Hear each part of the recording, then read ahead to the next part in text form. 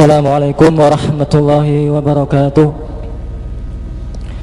Innal hamdalillah nahmaduhu wa nasta'inuhu wa nastaghfiruh wa na'udzu billahi min shururi anfusina wa min sayyiati a'malina.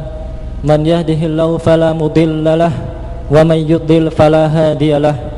Wa asyhadu an la ilaha illallah wahdahu la syarika lahu wa asyhadu anna Muhammadan 'abduhu wa rasuluh. Ya ayyuhalladzina amanu taqullaha haqqa tuqatih wa la tamutunna illa wa antum muslimun. Ya ayyuhan nasu taqu rabbakumul ladzi khalaqakum min nafsin wahidah wa khalaqa minha zawjaha wa batha minhuma rijalan katsiran wa nisaa'a wattaqullaha alladzi tasaaluna bihi wal arham innallaha kana 'alaikum raqiba.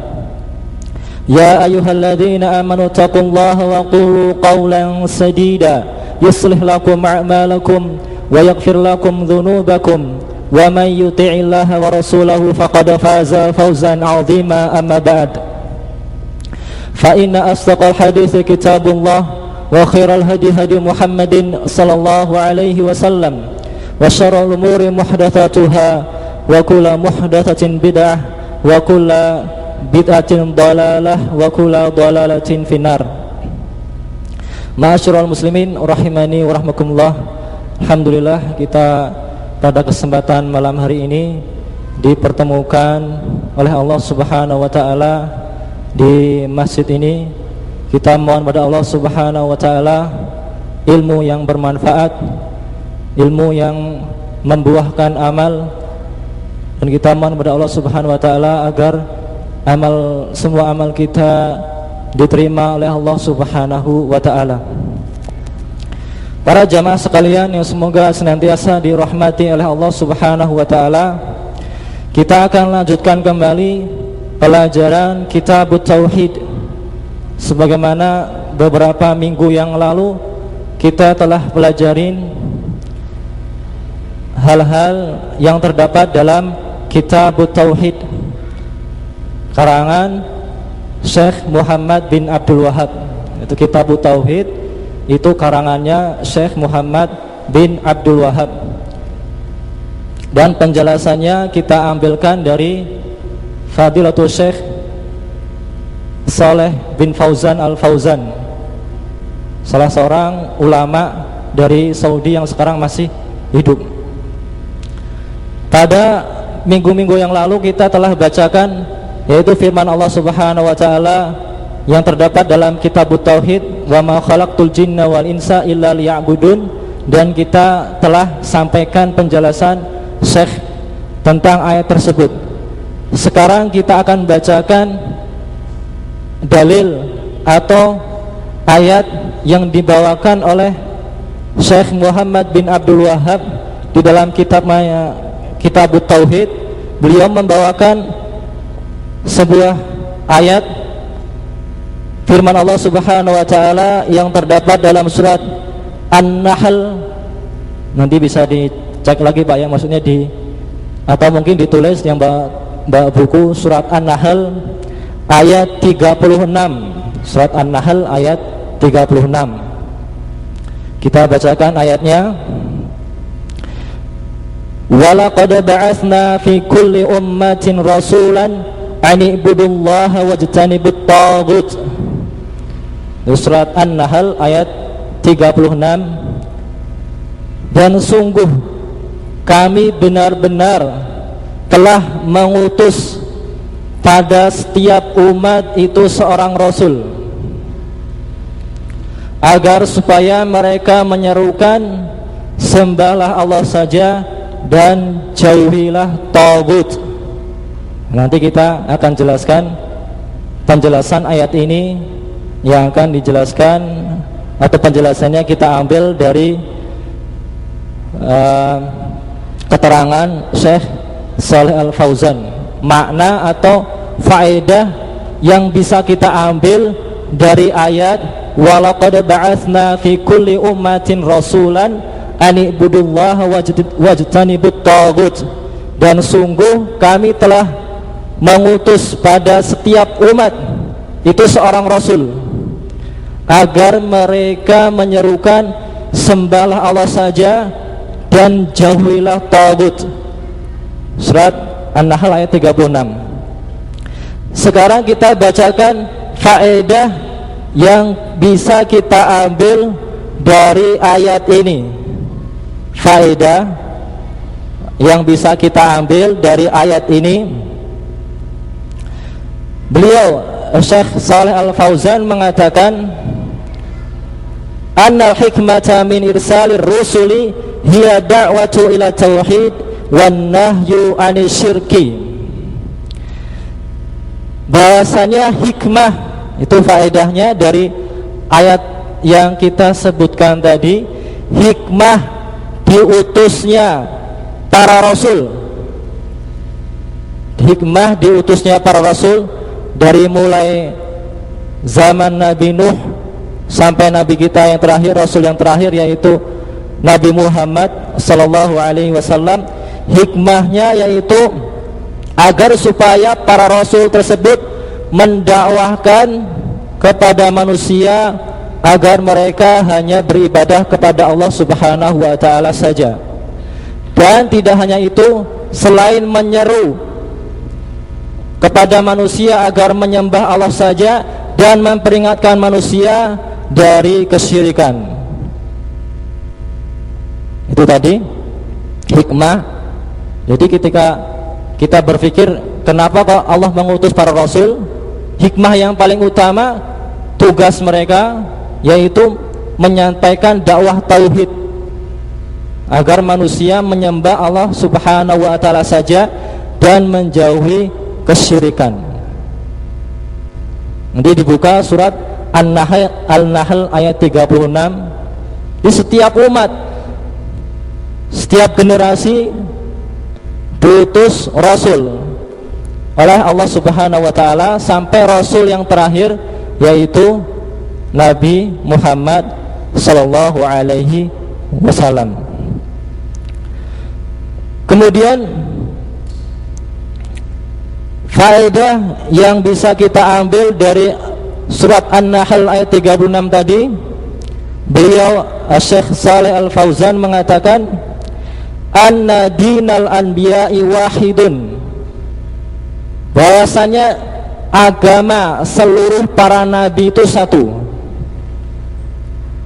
Agama seluruh semua para nabi itu satu. Kemudian kata beliau, yaitu ikhlaskan ibadah hanya untuk Allah subhanahu wa ta'ala saja dan meninggalkan atau menjauhi kesyirikan.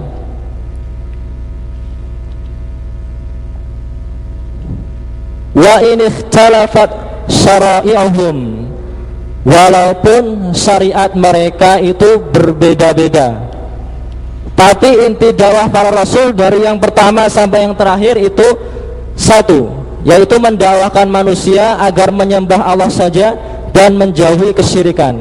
Akan tetapi syariatnya itu berbeda-beda. Syariatnya Nabi Muhammad sama Nabi Musa mungkin ada perbedaan. Syariat yang paling sempurna, yang menyempurnakan adalah syariatnya Nabi Muhammad.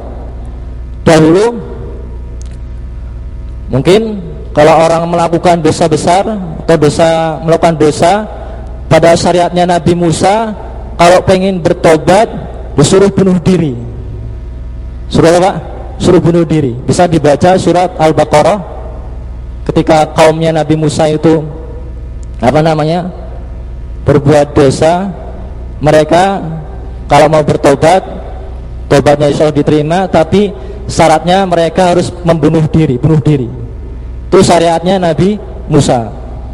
Kalau kita mau Pak, salah, berbuat dosa besar, disuruh bunuh diri. Kalau syaratnya Nabi Muhammad, istighfar, enggak disuruh bunuh diri, memohon ampun, bertobat, tapi enggak disuruh bunuh diri. Syaratnya Nabi Musa disuruh bunuh diri. Ini dibuka-buka surat Al-Baqarah tentang perintah agar mereka membunuh atau bunuh diri. Itu syaratnya Nabi Musa. Kemudian ada lagi, kalau nggak salah, Saya lupa syarat syariatnya Nabi siapa. Kalau terkena najis, pakaiannya misalnya terkena najis, syariat sebelum Nabi Muhammad, saya lupa syaratnya Nabi siapa, itu disobek, nggak dipakai lagi. Misalnya sarungnya kena najis, sobek, dibuang. Kalau kita dibersihkan bisa. Kalau hilang najisnya bisa digunakan lagi. Jadi enggak disobek. Syariatnya berbeda. Mungkin tata cara sholatnya tapi sholat dari dahulu sudah ada. Haji dari zaman Nabi Ibrahim sudah ada. Tapi syariatnya mungkin tata caranya, fikihnya berbeda-beda. Ada yang sama, ada yang tidak. Tapi kalau inti dakwah para nabi yaitu mereka satu, mengajak manusia, menyeru manusia agar mentauhidkan Allah, hanya menyembah kepada Allah saja dan meninggalkan atau menjauhi kesyirikan. Tadi faedah yang kita bisa ambil dari ayat tersebut.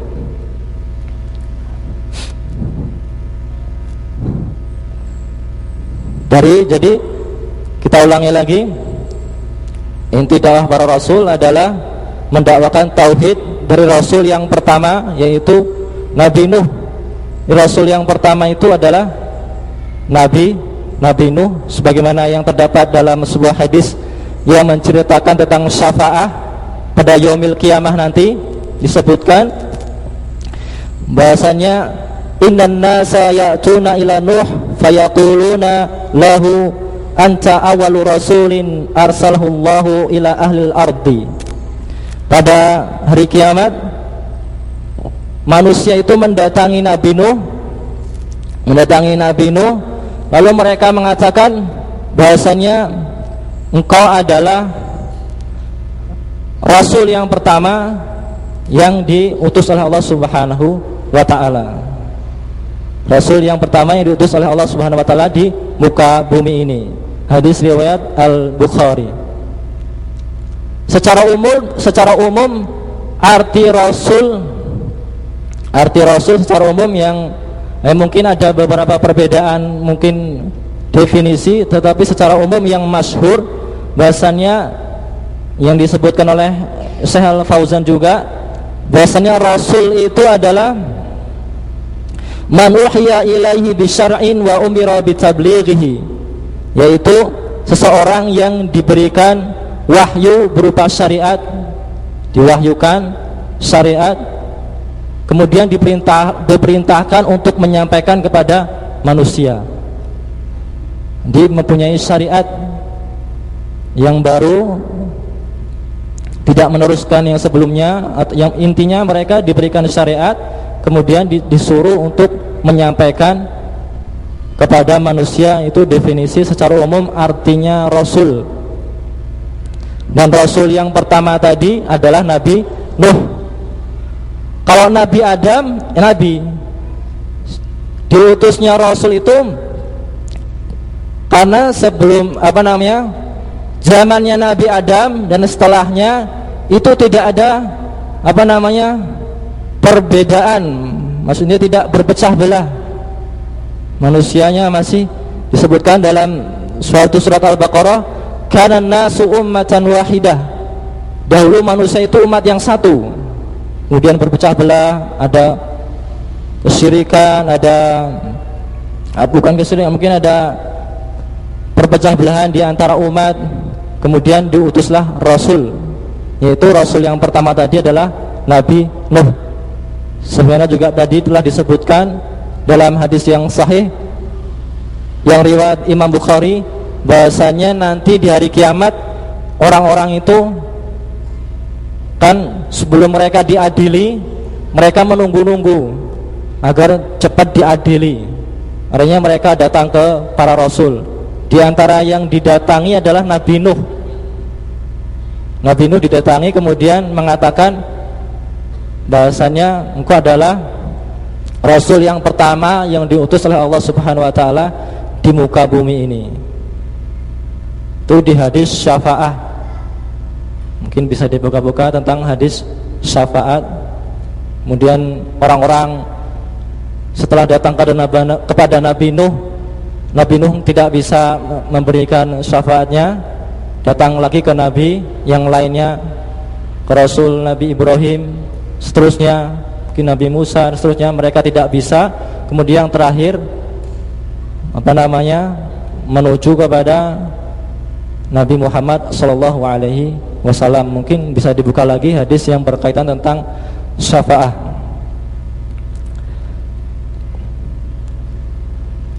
Kemudian yang kita lanjutkan lagi, faedah yang bisa kita ambil dari ayat tadi, surat An-Nahl ayat 36 tadi,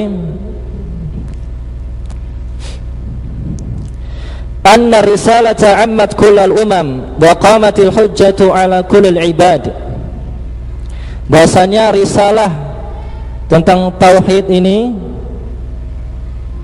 itu umum untuk seluruh umat, dan bahasanya hujjah ini telah tegak kepada semua atau para hamba, karena telah diutus. Misalnya pada zaman kaumnya Nabi Nuh diutus Nabi Nuh, kaumnya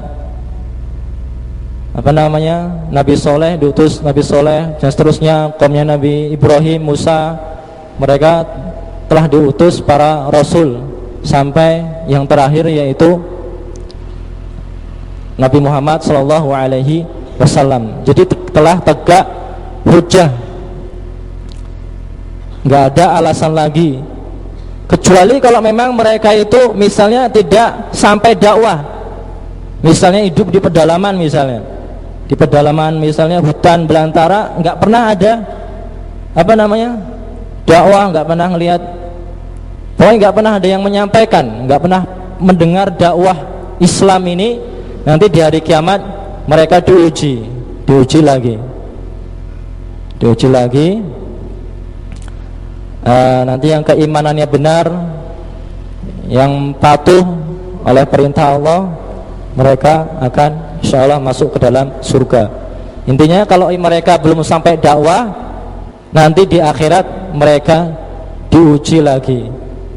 Jadi intinya Allah itu tidak zalim, karena misalnya hidup di pedalaman, misalnya di hutan nggak pernah dapat dakwah, nggak pernah ada yang nyampaikan, nggak pernah ada yang mendakwahi.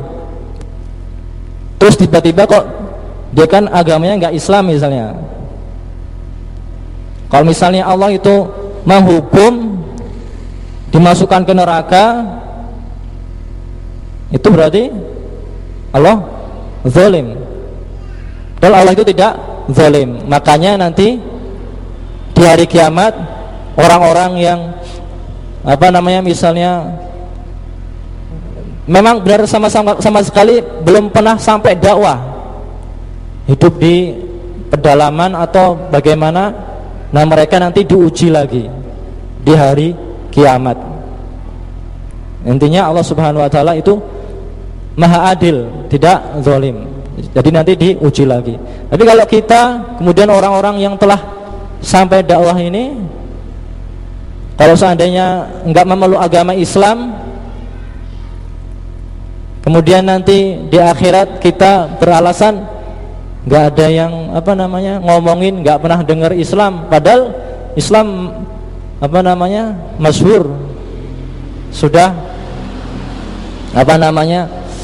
kita ketahui secara jelas. Kemudian kita lanjutkan lagi faedah yang bisa kita ambil dari ayat surat An-Nahl ayat 36 tadi, yaitu yang selanjutnya beliau mengatakan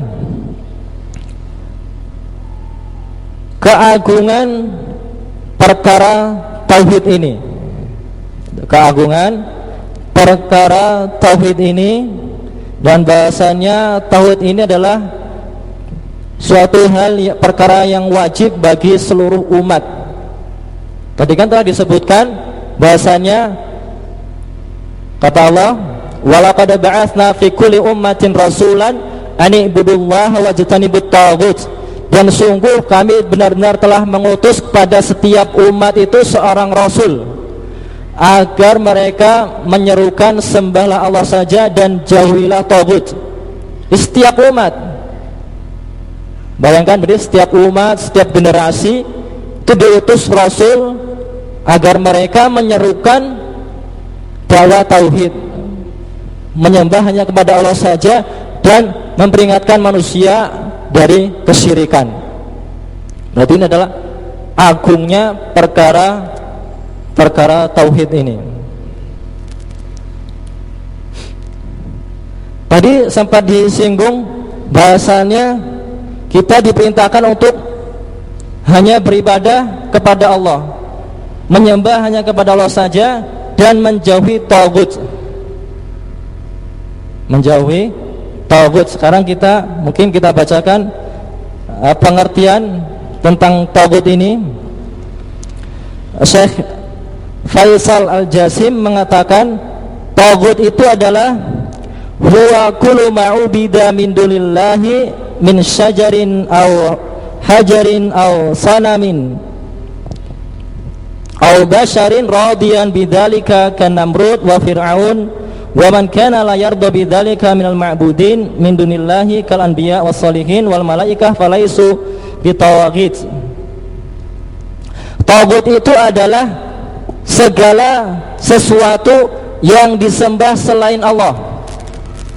Tagut adalah segala sesuatu yang disembah selain Allah, baik itu berupa syajar itu pohon, baik itu berupa pohon atau batu atau patung atau manusia yang dia itu ridho terhadap peribadatan tersebut, ridho disembah, kata beliau, seperti Namrud dan Fir'aun. Adapun yang dia itu tidak ridho, yang tidak ridho dengan persembahan tersebut, seperti para nabi, orang-orang soleh dan malaikat, itu bukan tagut, kata beliau. Ada nggak nabi yang disembah? Ada kan? Nabi Isa disembah, tapi itu bukan tagut. Kenapa? Karena dia tidak ridho. Kita ulangi lagi, tagut itu adalah segala sesuatu yang disembah selain Allah, baik berupa batu, pohon, patung, ataupun manusia. Itu manusia tetapi yang ridho dengan persembahan tersebut, seperti Namrud dan Fir'aun dan yang sejenisnya. Tapi kalau tidak ridho, itu bukan tagut.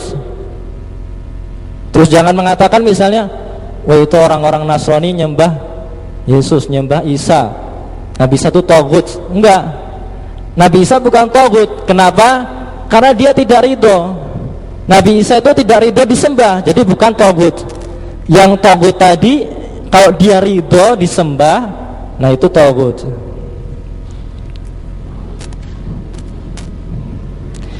Kemudian beliau menjelaskan, wa inama tagut huwa syaitan alladzi da'a ila ibadatihim. Akan tetapi tagutnya adalah orang-orang yang menyuruh manusia, atau syaitan yang menyuruh manusia agar menyembah kepada Nabi Isa atau para malaikat atau orang-orang soleh. Nah itu tagut. Kan dia mengajak, syaitan mengajak untuk menyembah Nabi Isa atau menyembah orang soleh atau menyembah malaikat. Malaikat bukan tagut, walaupun misalnya ada orang yang menyembah malaikat. Orang-orang soleh, misalnya orang soleh dia meninggal, kemudian kuburannya dikeramatkan, diminta-minta berdoa di situ, Kalau dia memang benar orang soleh, dia bukan togut, karena dia tidak ridho. Dia tidak ridho dengan persembahan tersebut. Yang togut tadi, dia misalnya kalau disembah, dia itu ridho. Kayak tadi contohnya Fir'aun dan Namrud dan yang sejenisnya. Nah itu baru togut. Jadi jangan kita jangan sampai itu orang-orang itu nyembah Nabi Isa itu tagut. Enggak boleh, karena Nabi Isa itu dia tidak ridho dengan persembahan tersebut. Besok di hari kiamat, sebelum hari kiamat, dia turun menghancurkan salib-salib dihancurkan sama Nabi Isa alaihi salam. Kemudian kita lanjutkan lagi ayat yang kita sebutkan tadi, itu menjelaskan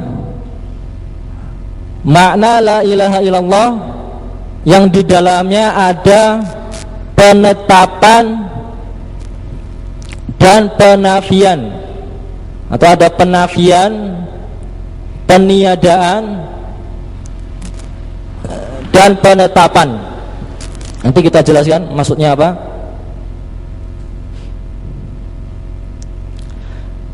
Maksudnya penafian tadi atau peniadaan,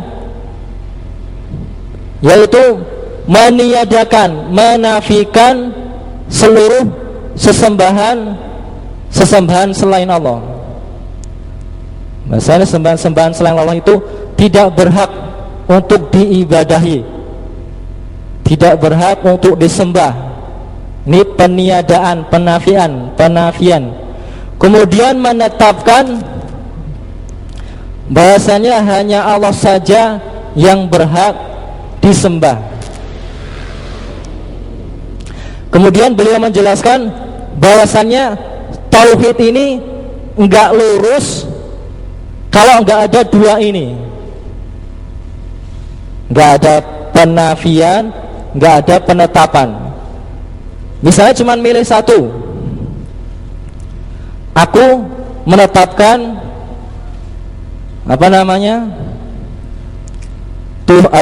menetapkan Allah itu sembahan, tapi tidak mengingkari sesembahan yang batil yang lain. Ini tauhidnya enggak lurus, salah. Menetapkan Allah sesembahan, Allah Tuhanku, tapi tidak mengingkari sesembahan yang lain. Sembahan yang lain kan banyak. Nah ini tauhidnya ini enggak sempurna. Harus ada dua, meniadakan, menafikan sesembahan selain Allah. Bahasanya sesembahan itu batil, tidak benar, dan menetapkan bahasanya hanya Allah saja yang berhak disembah. Harus ada dua ini.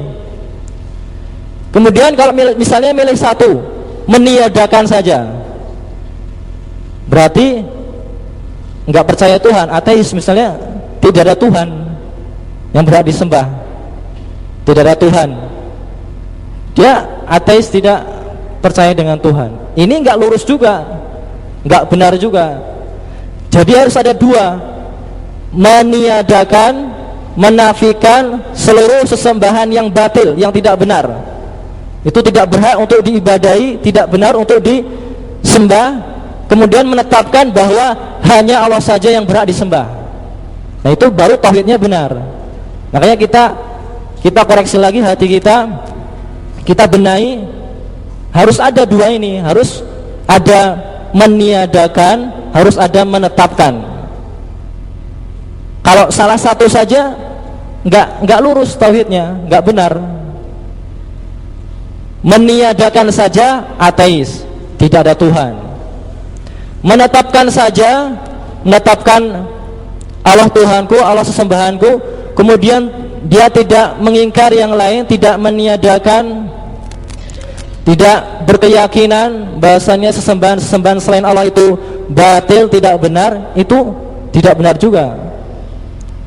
Jadi harus ada dua, meniadakan sesembahan selain Allah, bahasanya sesembahan selain Allah itu batil, tidak benar, tidak berhak untuk disembah.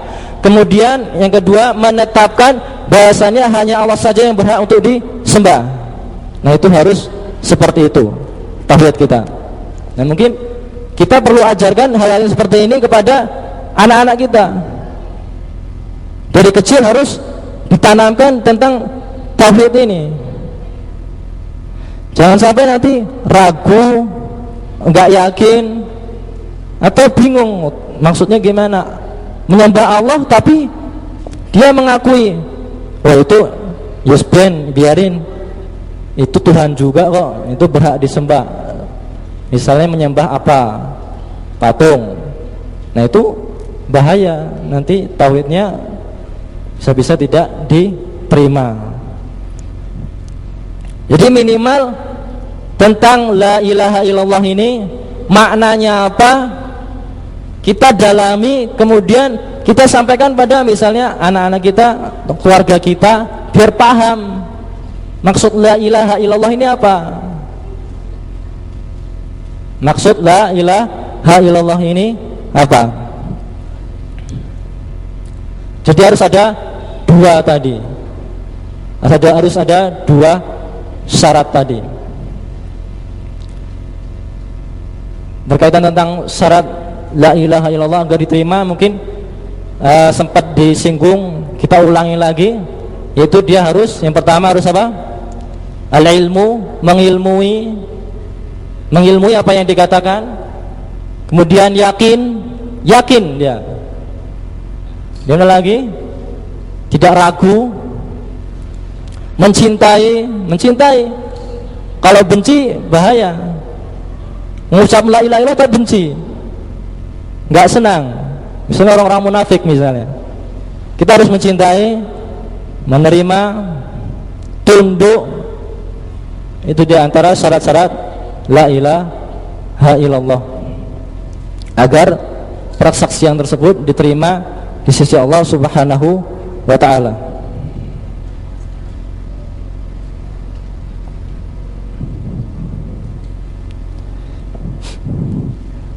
Kita lanjutkan lagi.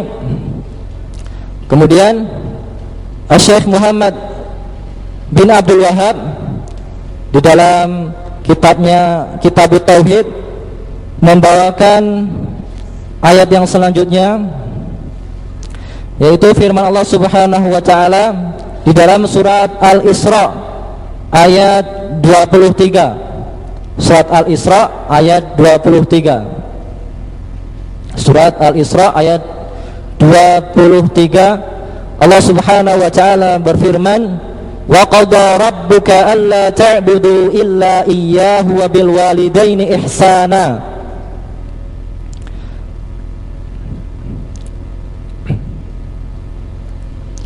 Dan sungguh Tuhanmu telah memerintahkan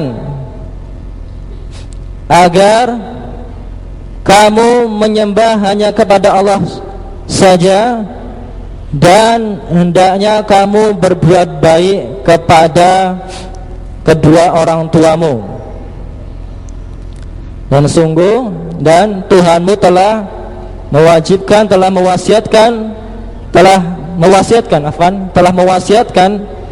memerintahkan agar kalian menyembah hanya kepada Allah saja dan berbuat baik kepada kedua orang tua.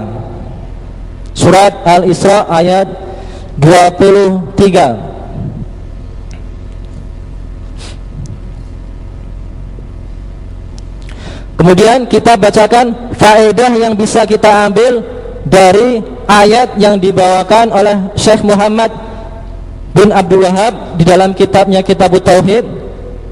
Faedah yang bisa kita ambil dari ayat tersebut, Syekh Shalih Al-Fauzan menjelaskan bahwasannya tauhid adalah perkara yang pertama yang diperintahkan oleh Allah Subhanahu wa taala dari kewajiban-kewajiban yang diwajibkan oleh atau yang diwajibkan atas hamba-hambanya. Tauhid adalah perintah yang pertama yang diwajibkan oleh Allah Subhanahu wa taala kepada para hambanya.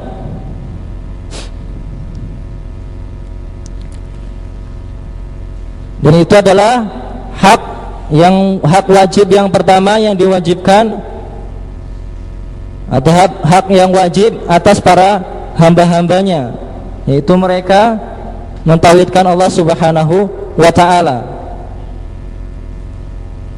Kemudian faedah yang bisa kita ambil dari ayat tersebut,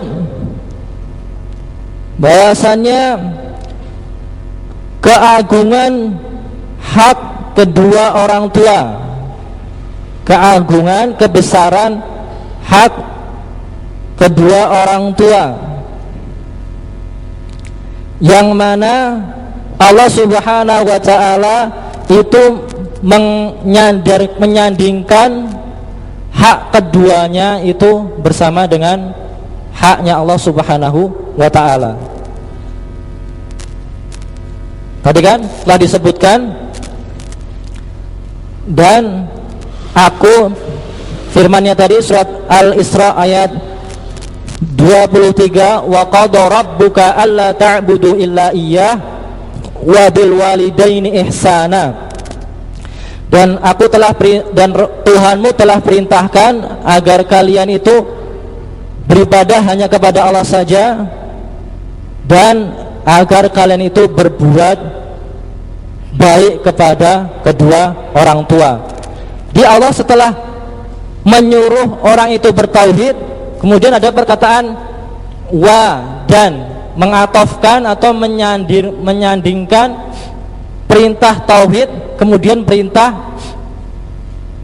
berbuat baik kepada kedua orang tua.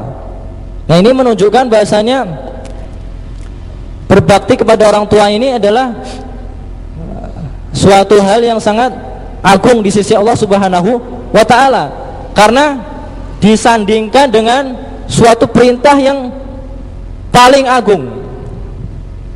Perintah bertauhid itu kan perintah yang agung, perintah yang paling mulia.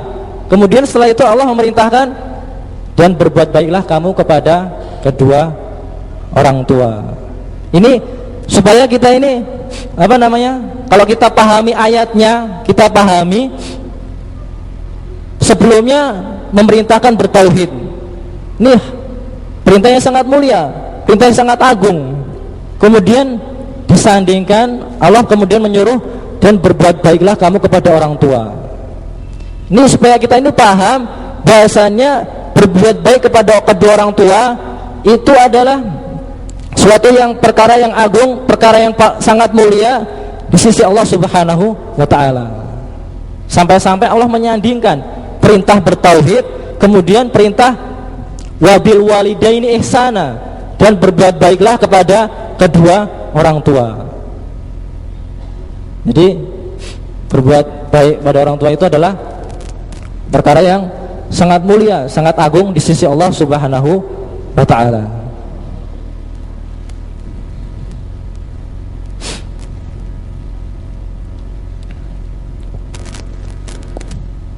Sampai-sampai beliau mengatakan wajah fil martabati tsaniyah, perintah berbuat baik kepada kedua orang tua ini ditempatkan kepada tempat atau urutan yang kedua. Tadi urutan yang pertama perintah bertauhid, kemudian yang kedua birrul walidain atau berbuat baik kepada kedua orang tua. Kemudian faedah yang bisa kita ambil dari ayat tersebut adalah wajibnya berbuat baik, berbuat ihsan kepada kedua orang tua dengan segala bentuk kebaikan. Segala bentuk kebaikan. Karena Allah Subhanahu wa ta'ala itu tidak mengkhususkan satu saja, Jadi umum, wabil walidaini ihsana.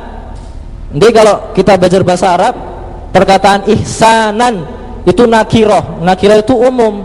Jadi berbuat baik yang memang itu sesuai syariat, kita diperintahkan kepada kedua orang tua. Jadi umum, nggak pilih-pilih, misalnya milih ini, pilih ini, pilih ini, nggak. Dia umum. Kalau itu memang perbuatan baik sesuai syariat, kita diperintahkan. Jadi kalau belajar bahasa Arab ada nakiroh, ada ma'rifah. Nakiroh itu konteks kalimat yang bentuknya umum. Kalau ma'rifah konteks kalimat yang bentuknya itu tidak sudah diketahui atau khusus jelas. Kalau ini umum, semua bentuk kebaikan jika itu memang sesuai syariat, dan insya Allah yang semua kebaikan itu sesuai syariat. Kalau ada kebaikan yang tidak sesuai syariat, karena sudah dijelaskan.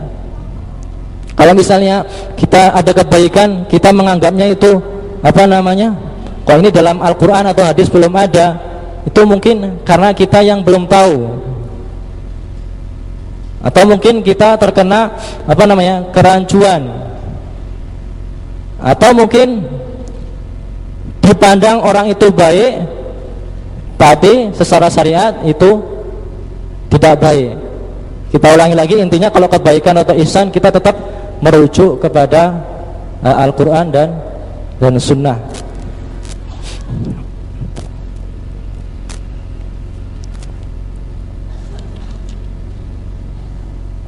Kemudian faedah yang bisa kita ambil dari ayat tersebut yaitu haramnya durhaka kepada orang tua. Jadi kalau kita belajar misalnya belajar, kita diperintahkan untuk berbuat kebaik kepada orang tua. Jadi kebalikannya kalau kita melawan orang tua atau durhaka kepada orang tua, itu adalah suatu hal yang haram atau suatu hal yang dosa besar. Maksudnya misalnya kita diperintahkan untuk bertauhid, berarti dari ayat tersebut kita dilarang berbuat syirik. Kita disuruh untuk bertauhid, perintah. Berarti mafhumnya yang kita pahami, kita dilarang juga berbuat syirik. Kita diperintah untuk berbuat baik kepada kedua orang tua. Kebalikannya, yang kita pahami berarti kita dilarang, tidak diperintah untuk durhaka kepada orang tua. Terus misalnya jangan beralasan, misalnya ada orang otak-atik dalil, misalnya mana perintahnya kamu dilarang durhaka, misalnya kalau misalnya nggak ada dilarang durhaka, kan ayatnya ini kan nggak ada misalnya. Berarti itu dia tidak memahami ayat yang disampaikan. Kita diperintahkan untuk berbuat baik kepada kedua orang tua. Berarti kebalikannya, kita tidak diperintahkan untuk durhaka kepada orang tua. Kita diperintahkan untuk bertauhid. Berarti kebalikannya, kita tidak diperintahkan untuk berbuat syirik. Nah, itu memahami ayat atau hadis.